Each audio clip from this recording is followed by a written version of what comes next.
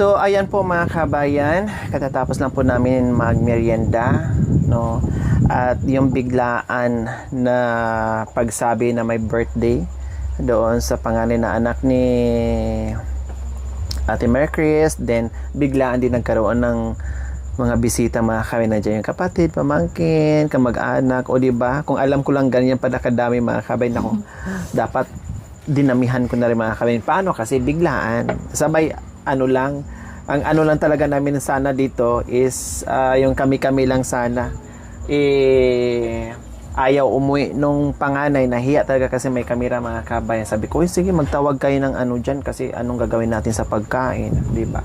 So anyway po mga kabayan, nandito kami. Alam nyo po, kahit kayo ay narinig nyo, napapansin nyo na si Ate Marie Chris ay yung bang chill lang, no? Sabi nga niya, enjoy lang habang nabubuhay siya. I-enjoy lang niya kasi hindi niya alam anytime ay pwede na siyang mawala. So yung mga ganyan ba? At naririnig din natin mga kabayan na kahit siguro sa mga vlog ko at napansin nyo or nakikita nyo na niyakap ako ni Ate Marie Chris at Madam or Ate Lori, payakap naman ako. Baka hindi na ako makayakap. So kahit sa message po mga kabayan, mayakap lang daw niya ako ay masaya at okay na siya. So baka yung iba nagtataka, may sakit pala si Ate Marie Chris pero kaya niyang i-handle, hindi halata sa mga mukha niya. Pero kahit may sakit siya, nandiyan pa rin, nakaalalay sa kapatid niya, hindi nagsasawa. Kumbaga, ang dami napabilib kay Ate Marie Chris mga kabayan sa ginawa niya ditong unawa at pagmamahal kay Princess Enjiro mga kabayan. Despite sa kanyang naramdaman mga kabayan na at nakikita ko yung mga gamot niya wagas, 'di ba? 'Yun ang pinagsisikapan ni Kuya ng mister niya, no? At si Ate Marie Chris hindi rin napapagod kaya meron siyang tindahan kasi nagpupursige din na kita paano may kikitain para sa anak niyang nag-aaral. Tapos si Kuya naman panggamot-gamot nila. Biro nyo, sasahod siya ng 2,800, almost 3,000 mga kabayan. Matik 700 mapunta sa anak, then yung 700 yun ang allowance lang, isang linggo na naman bago makauwi si Kuya kasi siyempre magbaon pa si Kuya, no? And gamot ni Ate Marie Chris, yung 700 pinagkasya kasama na ang gamot sa buong isang linggo. Din yung tindahan, hindi naman maasahan niya kasi hindi pwedeng nakabenta and then lahat ubusin niyo kasi wala na rin pang rolling, walang pangpalit kung doon nakaasa mga kabayan. Kaya mahirap yung sitwasyon. So ngayon po, pag-uusapan po natin at itanong ko kay Ate Marie Chris yung sitwasyon kung anong klaseng gamutan ang gagawin ni Ate Marie Chris mga kabayan. So Ate Marie Chris, kasi madalas mo nababanggit sa akin o sa salita mo na parang hindi ka na magtatagal. So ano ba ang dapat gawin? Napa-check up mo na ba yan? Opo. Napunta mo na ba sa ospital? Ano ba ang ginawa sa yung mga check up, ng mga laboratories? Ano bang sinabi ng doktor sa iyo? Ano bang dapat gawin na maagapan yung sakit mo? Paano? Pakikwento nyo sa akin, Ate Marie Chris. Kwan po, nung nagsimula ito nung July po, ma'am. Kwan, Last year? last year po, 2025. July 17, 2025. Kwan po, parang nahirapan. May nakakaiba na akong maramdaman. Pero noon pa man po, parang ang dami ko na talagang nararamdaman pero hindi ko po inaasikaso. Tapos syempre iniisip ko nga po yung gagastusin. Syempre hindi naman po porket check up wala nang gagastusin. Syempre po yung mga laboratory, yun po yung iniwasan namin. Syempre kulang na kulang po yung kwan niya, yung kita niya. Kasi po hindi na ako naghanap buhay noon sa bukid, hindi na ako pumupunta syempre po kwan, pinawalan. Opo, hindi na kaya ng katawan ko minsan pagka alas 8 pa lang nahihilo na ako. Kaya nung nakaraang July 17, nagpa-siya akong magpa-check up po. Yun yung unang check up mo, July 17, last year. 2025. July 17 last year. So, ano ang nakita? Anong sinabi ng doktor? Anong mga labas? Anong result ng mga laboratory mo? May bato po ako sa kidney. Oh, tapos? Medyo malalaki, 1.2, 1.3, 1.5, ganun po. Tapos may mga maliliit. Tapos, So, madami? Madami po. So, ngayon po, sinabi ng doktor na punta ako ng espesyalista sa kidney kasi diyan sa Seaform po sa Australia, sa Conrado po, walang doktor ng kidney. O wala po. Kundi Region 1 tapos lang. Baguio po. Baguio. Opo. Ngayon, pumunta po kami ng Region 1, ang kuwan ng doktor doon. Pero pinaano po ko ng laboratory ultrasound, tas CT scan. Anong laba? Anong result naman? Kuwan po, namamaga po yung kidney ko. Namamaga na yung kidney mo. Opo. Tapos malalaki na rin yung bato, lumaki siya. Naging 1.4, 1.5, ganun po, 1.7. So, lumaki ng lumaki. Lumaki ng lumaki po. Ang laki ng nilaki. Ang Opo. bilis ng paglaki ng mga bato sa kidney mo. Opo. O ngayon, nung nababaga yung kidney mo, ano ang advice ng doktor? For operation po. Kaya nagtsaga po kami, pumunta po muna kami ng Region 1. So, last year yun ha? Oh, last year July po yun, yun ha? July. Sinabi na operahan ka. Opo. So, ano nangyari? Na-operahan ka na ba? Nag-second opinion pa po ako. Advice ng doktor. Hindi po. Okay, nag-second opinion ka. Opo, O ngayon, yung sabi-sabi ng mga tao, tapos kami pong mag-asawa, baka kakubay, baka nagkamali lang o mali yung pag-ano. Siyempre, tumatagbo. Siyempre, sabi po, parang hindi mo matanggap at gusto Opo. mong tiyakin kung Opo. ano ba talaga. Siyempre, kidney stone po, ang pagkakaalam ko nun, kasi pagka kidney stone, maapektuhan talaga yung kidney. Siyempre. Opo, yun po yung isang parte ng katawan na talagang nagsasala kasi ng dugo. Ngayon po, nag-second opinion kami, punta kami ng Region 1. Ngayon nga po, sabi sa akin, for operation. Pero may isang way po na pwedeng hindi operahan. Shockwave daw po, 90,000. Shockwave. Opo. So, hindi na kailang operahan. Opo. Ngayon, nagawa mo. Hindi po. Wala po kaming pera. O ngayon, Ngayon po, nagpa hindi siya. natuloy yung shockwave. Ano ang other option na sinabi ng doktor? Po, nag-decide kami na wag mo lang ituloy yun kasi magliliko muna kami ng pampa-shockwave ko. Oo.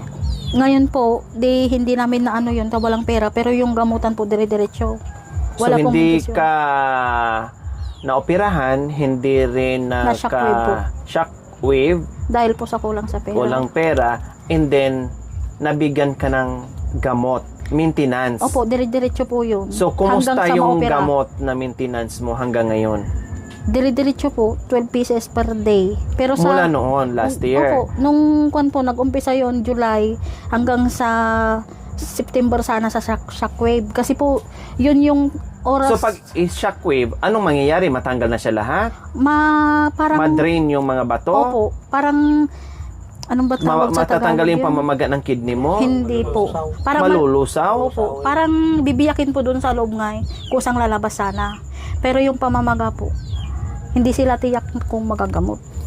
Another major operation daw po yun. Kung ako ang pagpipiliin, nag-gets ko na ngayon ang mga explanation mo. Kung mag-shockwave ka, and then, para lang tunawin yung bato. And then, after noon, ay hindi rin magagamot yung pamamaga, kailangan pa rin ng operasyon. Mag-undergo ka na doon sa option 1 Na shockwave po. na maoperahan ka. Opo, yun po yung sabi ng... At least matanggal talaga, malinis doon, plus magamot na kung ano yung pamamaga doon sa kidney po. kidney mo. Kasi sila na nagsabi na hindi guarantee na pag nalusaw yun, pag sinackwave yung mga bato mo doon na malalaki, na madrain lang yun, yes, madrain o madurog. Opo. Pero yung pamamaga nandoon pa din. Andun So ang pa rin. pamamaga at yun ay importante maalis yun. Opo. Baka Kailangan daw po, komplikasyon. yun po ang sabi sa akin ng nagpabagyo po kami, wala po talaga kaming pera para sa Napunta rin kayo sa Baguio. Opo, Nag-region 1 kayo, tapos- nag-region 2, Bagyo. nag-Baguio. So ano naman sabi ng Baguio? Kasi another, ano na naman Opo, yun? binasa ulit yung mga papel ko sa laboratory, sabi nila for operation, pero schedule na nitong June po. Operasyon naman ang suggest nila, Opo. katulad doon sa region 2. Opo. O hindi nga ako nagkamali. O kung ako naman din, operasyon talaga para tiyak. Operasyon po. Ngayon, sabi sa akin ng doktor, maghintay ako hanggang June. Oh. Halos 6 na buwan po akong naghintay. Oh, June na ngayon. Opo, hanggang ngayon wala pa pong tawag. Pero nung May 4, pumunta po kami para sa ultrasound. Oh. Ang nakita po dun sa ultrasound, wala silang nakita.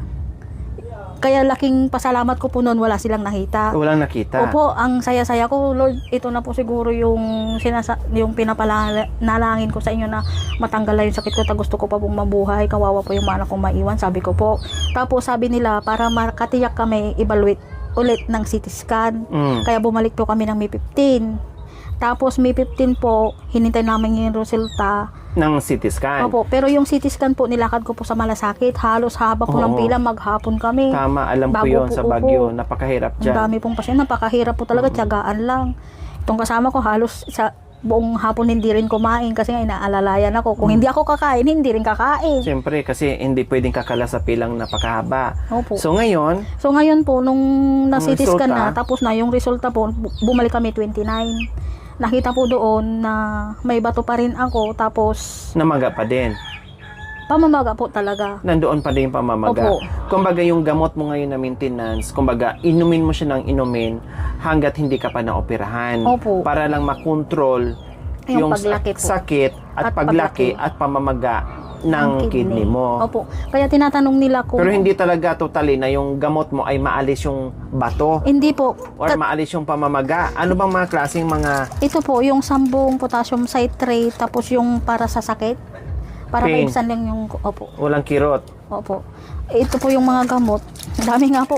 Ngayon po, sabi ng doktor sa akin, tinanong nila kung kumusta yung pag-ihi ko. Pero hindi pa po nila sinasabi kung ano yung nakalagay doon. Sinabi ko naman, okay naman po, minsan malakas, minsan mahina. Minsan po masakit, minsan hindi. Sabi ko po, minsan nasusuka, minsan hindi.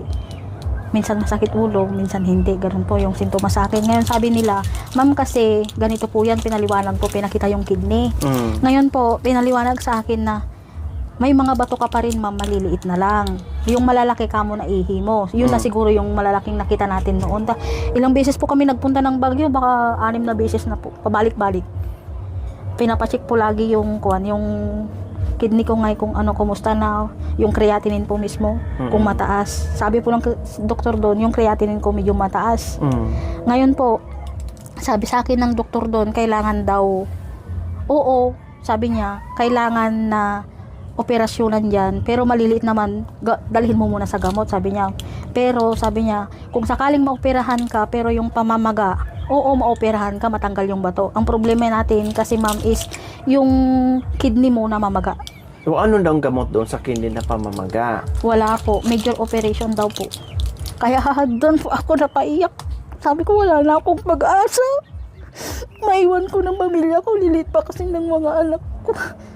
Hirap po kasing lumaking walang nanay, yun pa ako na mabahala. Sabi ko, kinakausap ko to minsan, paano nga pag nawala ako, kaya mo pa ba? Sabi ko, kaya mo bang mag-isang palakihin yung mga bata? Sabi ko, oo, sabi ko, nahanapan kayo ng matitirahan nyo. Sabi ko, stable na kayo dito kasi po ito, ma'am, hinulog-hulugan ko lang eh. Para lang may matirahan sila. Kasi nga, nagkwento ko na po sa inyo, kami sana ang titira doon. Pero, nagpaubaya po ako kay Princess kasi inibitsik po din yung mga anak niya maliliit. Kung kawawa yung mga anak ko, mas kawawa sila kasi nga mas maliliit yung anak niya eh. Sa akin, mas malaki. Doon po ako nakuha na sinabi, pinagdidesisyon po siya na kakabitan ba ka namin ng host? Kung mag-decide ka na ngayon, pupunta ka namin ng ER sa emergency. So, nung time na yun, kailangan kabitan ka na talaga Opo, nila. Yun sana. ang suggest nila. Opo, para daw hindi daw maapektaran yung kidney ko. Yung naipong ihi, doon lumabas. Para hindi na lalala yung pamamaga at pananakit ng kidney mo. Opo. So, bakit hindi ka nagpakabit ng tubo nung panahon na yun na sinabi na sa'yo ng doktor? Nagdadalawang isip ako, may nagsabi po na, ay, wag kang magpakabit ng tubo kasi ganyan din namatay yung ganito, ganyan, sabi po. Tapos ako naman, inano ko yung sabi ng doktor sa akin na makakatulong daw yun para mailabas yung mga naipong ihi, hindi magkakomplikasyon sa loob. Tama. Kasi Opo. yung nga sinabi ko sa'yo kanina, baka magiging komplikasyon. Opo, ngayon po, Pag natamaan ng bongga yung kidney mo. opo, yung right po, okay pa naman. Ito lang, sa left po, ang may problema talaga, pamamaga. Ngayon po, ang iniisip ko, kung magpapalagay ako ng ganyan, lalo't wala ito, mahihirapan po Sa ako. pagkilos. Opo. Lalo po tatatlo kami. So ngayon kung halimbawa kung nalagyan ka ng tubo, after a few months, pwede namang tanggalin yung tubo na yon.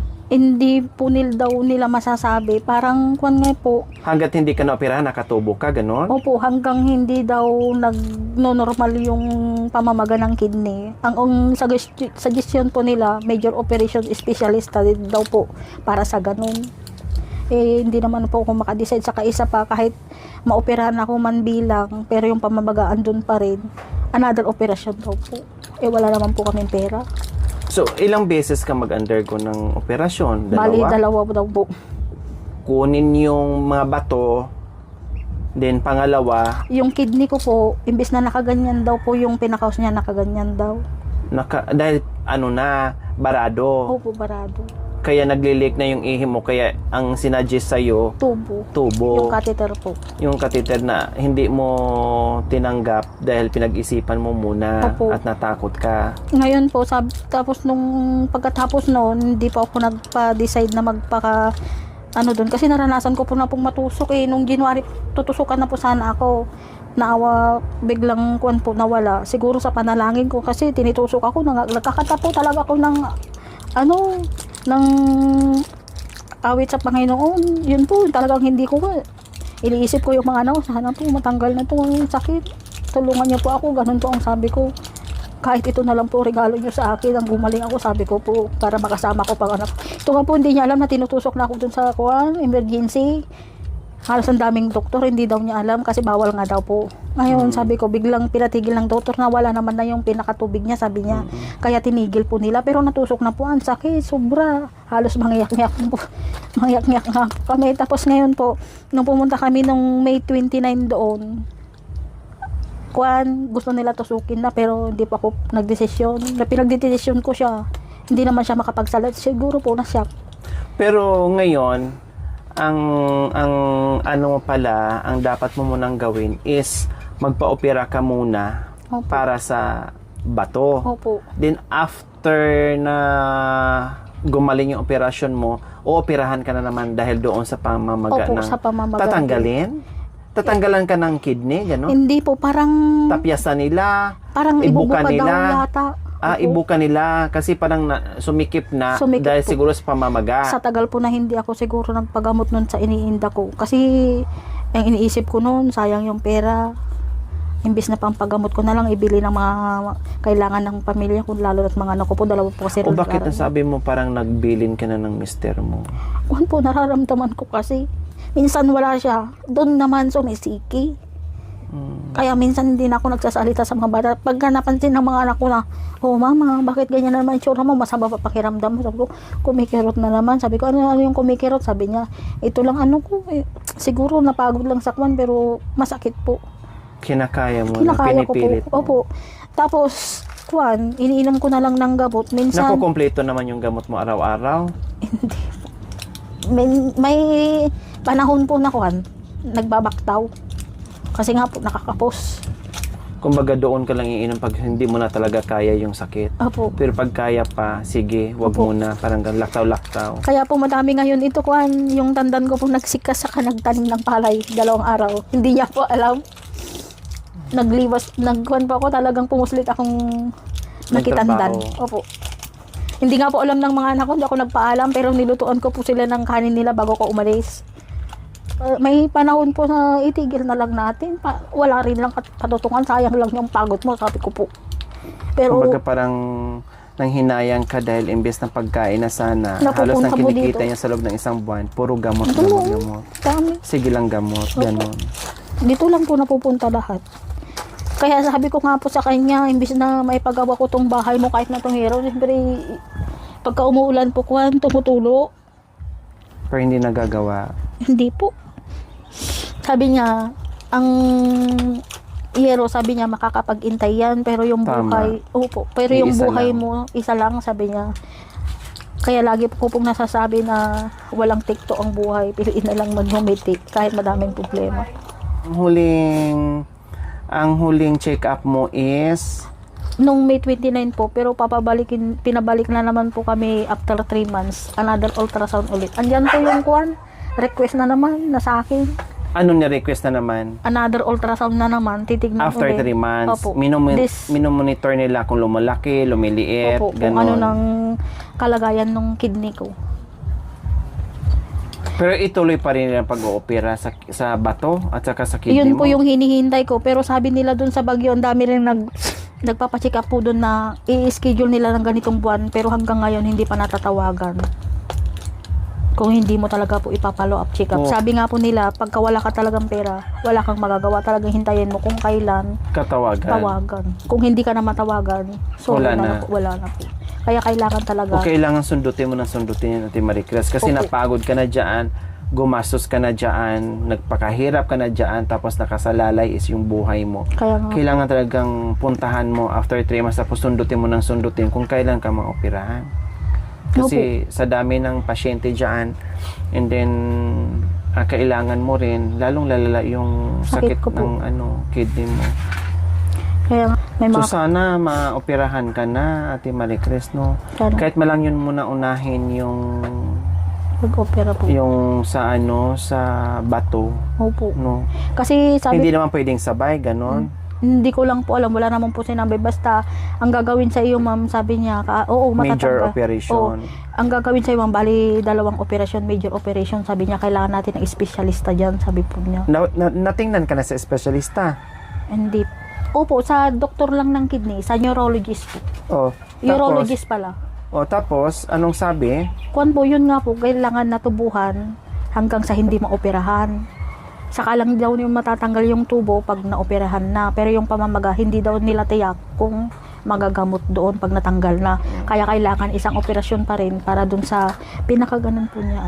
Kasi kung mag-shockwave ka, ang mahal-mahal, pati Opo. ang mahal-mahal, hindi naman din matiyak makuha yung pamamaga. Opo. O doon ka na lang sa opera. Yung shockwave naman, Hindi baling dalawa, at least mauna mo na yung bato. opo. Yung shockwave ko po noon, 90,000, pero nilakad ko po yung PhilHealth ko, maging 45 sana. Kahit Oh. 45 po, wala po kami noon. Nilakad mo sa PhilHealth. Opo. So, hindi mo na Talagang kumuha po nagamit ako. yung PhilHealth mo mula noon. Hindi pa po. Kung Ay, halimbawa na 90,000, tapos ilakad mo sa PhilHealth, kalahati po. paano kung nag-PhilHealth, tapos ilakad pa sa malasakit, pwedeng ganon? Hindi O po. yun na yun? Yun na yun po, 45,000 daw. Less daw po yung 45. Sana. Basta PhilHealth lang. Opo. Hindi na pwedeng ilakad sa malasakit, Hindi na po. sa PSO, Opo. Red Cross, hindi na. po. Hindi na po. Yun po yung paliwanag sa akin. Basta, yung 90,000 daw, kalahati sa PhilHealth, kalahati sa akin. Kasi po sa private na, nasa Red Hospital po yun sa Region 1 sana. Ang So, gagawin- kailangan ng 45,000 para matuloy yung shockwave. Opo. Para doon sa Bato. bato, para hindi ka na operahan, para ang antayin mo na lang is major operation Para sa mamamaga po. para sa mamamaga, para hindi ka na dalawang Beses. mahiwa, dalawang beses. Ganon ang sistema. Kayo naman, Kuya Junior, sa kalagayan nyo po, sa nyo po, sa kalagayan ng misis nyo, habang, siyempre, nagtatrabaho kayo para sa mga gamot niya, anong din po yung naiisip nyo o naramdaman nyo po sa misis nyo, Kuya Junior? Halo-halo na po. Tulad ng Minsan nahinaan na ng loob. na nasa trabaho. Tapos yung sweldo mo, halos kulang pa doon sa gamot. Pag nag-uulan pa, ma'am, yun, maliit yung sahod. Hmm. Lalo na ito, tag-ulan na. Kahit meron kang iniisip doon, tuloy pa rin ka sa trabaho, parang ganon. Hindi ka napapagod, Kuya, hindi ka nagsasawa. Hindi naman po. Nung minsan na kinakausap ka ni Ate Maricruz na parang nagpapaalam sa'yo, anong naramdaman mo, Kuya? May yak na po, mama. Gusto ko na pong umuwi nung Tapos, dalhin ko sana sa hospital. Ayaw naman. May araw kasi, Ma'am Lakman, sumumpong. yung sobrang sumpong niya. Sobrang sumpong po. Andun naman siya. Andito kami ng mga anak ko. Yung mga anak ko, hindi nila alam ang gagawin. Suka ko ng suka dyan. Halos hindi ako makatayo. Gusto niyang umuwi. Sabi ko, kakayanin ko pa. Kasi nga, pag umuwi siya, wala na naman siyang maiuwi para sa mga anak namin. Siyempre, kailangan po ng, alam mo na po yung pagkain nila, yung pang-ulam nila araw-araw. Lalong mahirapan Opo. Kung uwi siya, paano na nga, edi mas lalong lalala po yung problema namin.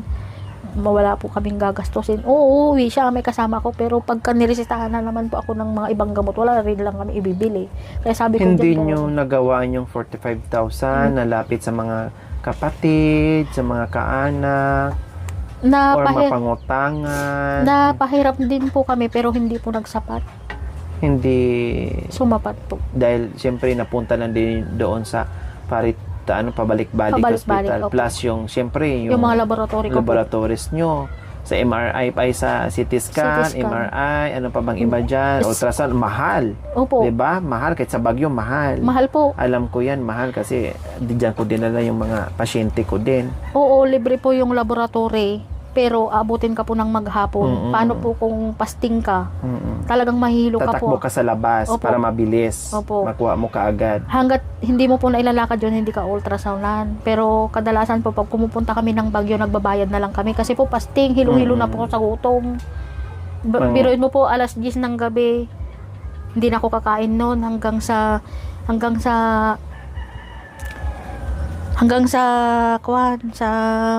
may tao doon. Hanggang sa mailakad po yung kung anong oras. Di syempre, mas lalo po ako magkakasakit kung hindi ako kakain. Syempre, hapon na po magtatapos kasi dami ring pasyente, hindi rin lang po ako. Tapos ang layo pa yung nauwian. Opo. Tapos desisyon niya, magbayad ka na lang, sabi niya. Kaya kadalasan po pag nagpupunta kami doon, nagbabayad kami ng Bayad. laboratory. May Tatanungin libre. ka- Alam ko yan, may libre. Opo. Kailang abutin ka ng Siyam-siyam 48 po. years. Opo. So ngayon, Kaya tinatanong- lalo na pag malayo ka, mapilitan ka ngayon sa may bayad para mapabilis lang at makauwi ka na kaagad. Opo. Yun Para po hindi ka yung pipili kwan niya. ng bongga. Opo. Kasi kung ikaw na may sakit na kunti na lang hininga natitira mo, pipila ka pa ba? So kung may option ka, may pera ka, syempre, doon ka na sa may bayad. Pero kung wala ka talagang pera na mag-antay ka doon na may mamatay-matay ka dyan, tinga-tinga na, ay talagang wala. Mamatay ka na doon sa pila. Kaya nga Kung ano po. naramdaman mo. So talagang yun ang pinoproblema nyo is yung 45,000 para sa shockwave Opo. na hindi na kayo maoperahan sa bato na malusaw na lang siya para ang problemahin na lang yung major operation. So magkano naman daw yung major operation? Hindi ko na po natanong. Basta sabi po nila parang yung utak ko ngayon po parang Magulo na. napatulala na lang po ako kasi nga sabi po nila sa akin doon, ma'am, sabi nila kahit maoperahan po kayo, wala pong kasiguruduhan na gumaling yung pamamaga ng kidney. So, Dok, ano po yung dapat natin gagawin kahit na maoperahan ko ako, sabi niyo po sa akin kung hindi rin lang magagamot yung kidney. Ma'am, yung yung pamamaga niya, another major operation na naman, kailangan natin ng espesyalista para sa kidney, sabi po. So, Pero ang option ko po dyan, sabi po ng doktor, kabitan muna ng tubo para pang suporta lang ngayon. o paano kung maoperahan, ay matanggal yung ma-shockwave yung bato mo, kailangan pa rin itubo ka? Kwan po, malalaman po doon pagka yung result Pagkatapos po, na, pagkatapos sa shockwave. na. Opo.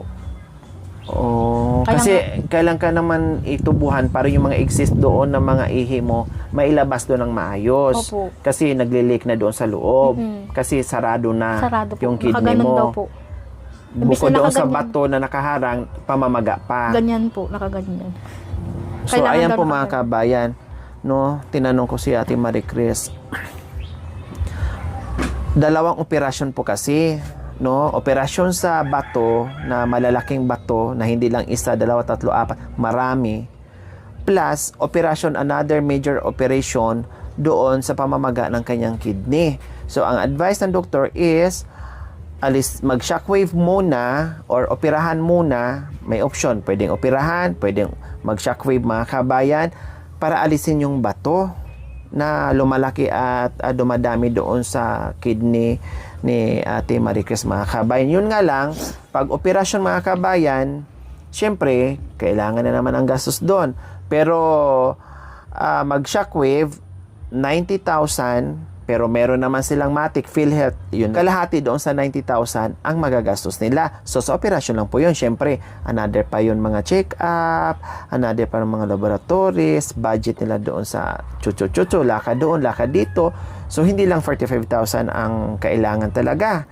And then, after ma-shockwave po mga kabayan, ay hindi ko alam, baka after few months, after 1 month, pwede na siyang major operation doon sa pamamaga ng kanyang kidney mga kabayan. Kasi feeling ko kapag operahan siya sa bato muna mga kabayan, syempre pahilumin muna yon. No, siguro di ko alam kung 3 months ang antayin or 6 months antayin bago operahan naman ulit doon sa major problem niya sa kidney na namamaga until now. Kaya marami siyang gamot mga kabayan kasi dahil hindi lang sa bato, pamamaga pa, no, para naging komplikasyon ng mga kabayan, kaya ang dami niyang iniinom. At habang hindi siya naoperahan mga kabayan, continuous yung gamot. Kapag naoperahan na po siya, ay okay na, stop na ang gamot, parang ganun. Opo. Or meron pa rin maintenance. Meron po lang siguro para sa kwan na lang. Sa sugat na lang Sugat yun. na lang. After noon, pag nagaling, wala na. Wala na nang po siguro. problema. Opo. At magiging normal na ang lahat. Opo. Parang ganun. Pero nasubukan nyo rin na lumapit sa mga ano-ano, yung mga utang ng malaking halagang 45,000 o 50,000. Kwan po, wala pong mapapahiram sa amin dito. Tahirap din po ng buhay ng mga kamag-anak ko, ma'am. Anong sabi ng mga kapatid mo iba? Kwan po, mag-herbal-herbal ka na lang muna, ading, wag kang ganito, ganyan na maggagawa-gawa ng mga kakain ng bawal, sabi po nila sa akin. Yung kuya ko po, yun yung nagpautang sa akin nun ng kwan, 15,000. Mabait naman ang kuya mo, ha? Opo, Diba? siya po yung nagpautang sa akin. Bininta yung baka. Bininta po yung mabait baka niya ng dahil mabait lang yung sa akin. kuya mo, nakikita ko sa Opo. mukha niya. Siya po yun, yung si kuya. Siya po yung nagbinta ng baka. Nung hindi pa ako makatayo na halos tinakbo na ako sa Australia po, kinabukasan nalaman niya. Kasi nga, nagte-text na ako sa kanya. Umiyak siya. Nag-video call kami. Andun po siya sa bukid. Ngayon po, nung nalaman kuya niya. mo? Opo, nung nalaman niya, hindi pa nga siya po siya nagpalit. Pumunta dyan sa kwan, kakilala niya. Inaano agad yung baka niya. Pero malit lang po 35,000 lang daw yung abot. Tinawaran pa. Iwan ko kung magkano lang po ngayon. Sabi niya, Ding, ito lang muna mapahiram ko sa inyo. Hingi muna kayo o hiram kayo sa ibang makakakilala yung sabi na para may Madagdagan. Opo. Ngayon po, nakahiram naman po kami ng mga iba. Ngayon, hindi po inabot na ang 45. 30 lang. Hindi po kaya. Kaya nagdesisyon po kami na pabagyo na lang. Baka sakaling kwan. Kaya doon po nila sinabi Ginastos na. nyo na lang yung pera doon. Sa Hindi mga po. Hindi po. Hindi pa namin ginastos. Buo po yun na 30,000. Pumunta kayo sa Baguio. Opo, So pumunta doon kami. na lang yung ginastos, ano-ano, yung pa laboratories. Hindi po. Hindi namin binawasan hindi yun. binawasan. Yung sariling pera niya po na naitatabi ko ngayon, siyempre may tindahan naman kami. Doon po kami humukot ng mga pamasahe namin. Pambili ng gamot. Talaga hindi po namin binawasan. Baka sakaling mas mababa doon, sabi ko hindi na kami mamoblima pa lang idadagdag. Yun po yung kwan namin. Ngayon sabi po ng doktor sa akin, operation na tinanong ko kung libre. Sabi naman po libre, pero maghihintay kayo ma'am ng pila kasi hindi lang kayo ang may problema kasi sa bato, sabi po. Ang dami ninyo. Ang dami. Pang 293 po ako noon eh. Pang 293 ka na na-operahan, ma'am, pero baka June na. May baka po. Wala pa pong katiyakan talaga kung June talaga. Pero sabi po doon, baka June na. June na ngayon. Kaya nga po, hanggang ngayon, kaya lagi pong naka-open yung cellphone ko, pero wala pong tawag. Kailangan paluapan talaga doon. Opo.